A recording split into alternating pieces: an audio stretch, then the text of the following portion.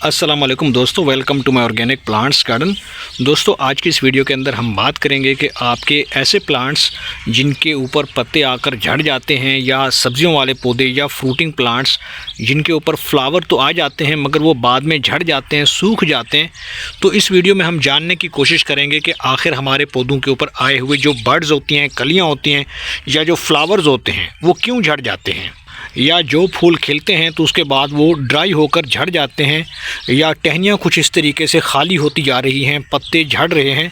तो इसके पीछे ऐसी कौन सी वजूहात हो सकती हैं, ऐसी कौन सी मिस्टेक्स होती हैं जो हमें नहीं करनी चाहिए और इससे हमारे पौधों की ग्रोथ भी बढ़ती रहे।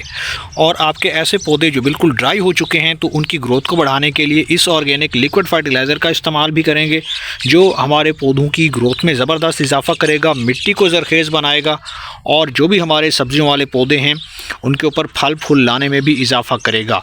अब ये ऑर्गेनिक लिक्विड फर्टिलाइज़र क्या है, इसकी न्यूट्रिशनल वैल्यू क्या है, कब कब देना होगा, मुकम्मल इन्फॉर्मेशन आपको इसी वीडियो के अंदर देने वाला हूं, इसलिए आपने वीडियो को एंड तक देखना है।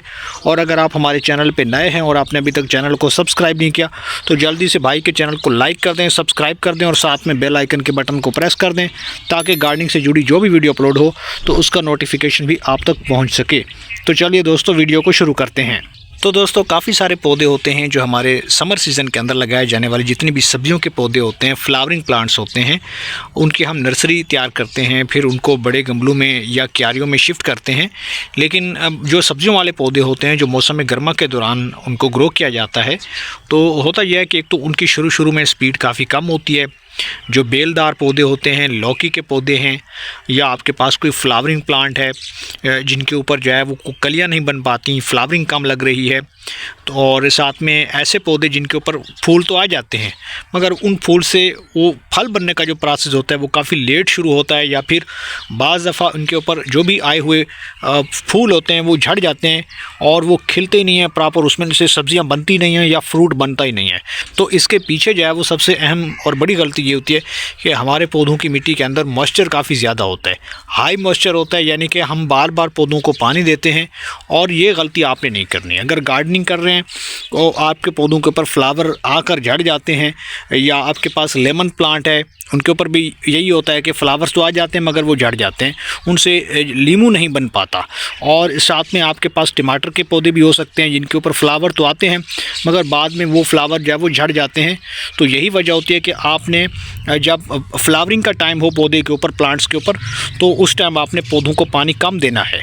पौधों को पानी जो है आपने प्रॉपर उसका इस्तेमाल करना है, तभी करना है जब पौधों की मिट्टी खुश्क हो जाए, तभी आप पानी दे सकते हैं। अगर आप उस टाइम पे पानी देंगे तो ना टमाटर बनेंगे, ना फ्रूटिंग होगी, और ना ही कोई आपके पौधों के ऊपर जो फ्लावरिंग होती है वो अच्छे तरीके से नहीं हो पाएगी। इसके अलावा दोस्तों, अगर आपके पौधों की ग्रोथ जो है काफ़ी स्लो हो चुकी है तो इसके पीछे दो बड़ी वजूहत हो सकती हैं। पहली वजह तो यह है कि आपके पौधों की मिट्टी के अंदर प्रॉपर फर्टिलाइज़र नहीं है, न्यूट्रिएंट्स नहीं है, जिसमें nitrogen, phosphorus, potassium, magnesium, zinc, iron, तो इस तरह की चीज़ें जो है अगर आपके पौधों की मिट्टी में नहीं है तो इसलिए आपके पौधों की ग्रोथ भी स्लो हो चुकी है, सुस्त हो चुकी है।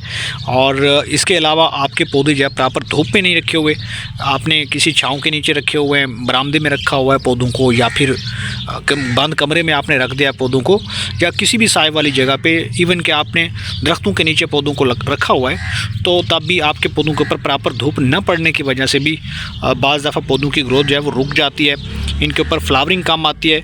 और ख़ास तौर पे जो आपके पौधों के ये जो स्टेम्स होते हैं, यानी जितनी भी ये शाखाएँ हैं, छोटी छोटी शाखें, इनके ऊपर काफ़ी देर से जो है ब्रांचेस आने का सिलसिला शुरू होता है। तो करना आपने ये है कि आपने हमेशा पौधों को सनलाइट में रखना है। इसके अलावा दोस्तों, अगर आपने किसी ऐसे गमले के अंदर पौधे को लगा रखा है जो बिल्कुल छोटा है, उसका साइज़ छोटा है, और पौधा जो है वो धीरे धीरे उसके अंदर मैच्योर होता जा रहा है, उनकी जो रूट बॉल है वो काफ़ी तेज़ी से नीचे से ग्रो कर रही है, लेकिन वो न्यूट्रिएंट्स को इंटेक नहीं कर रही, क्योंकि गमले के अंदर जो स्पेस है वो महदूद है, लिमिटेड स्पेस है। जिसमें उसकी जो ग्रोथ है वो रुकी हुई है, स्लो है, जड़ें अच्छे से न्यूट्रिएंट्स को इंटेक नहीं कर पाती, मिट्टी थोड़ी है, खुराक थोड़ी है।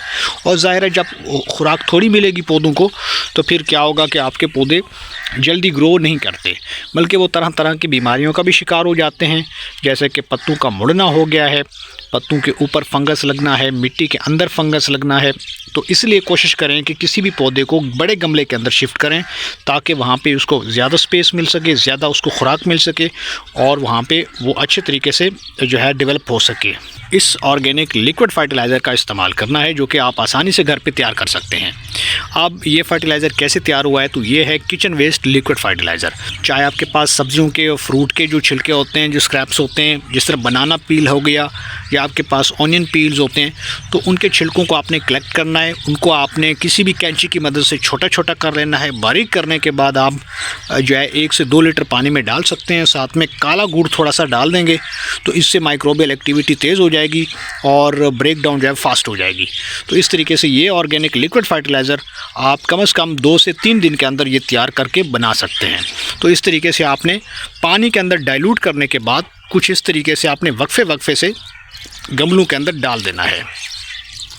जैसे जैसे ये फर्टिलाइज़र आपके पौधों की जड़ों तक पहुंचेगा, आप देखेंगे कि आपके पौधे जो है वो हर बदलते दिन के साथ इनकी ग्रोथ फास्ट हो जाएगी।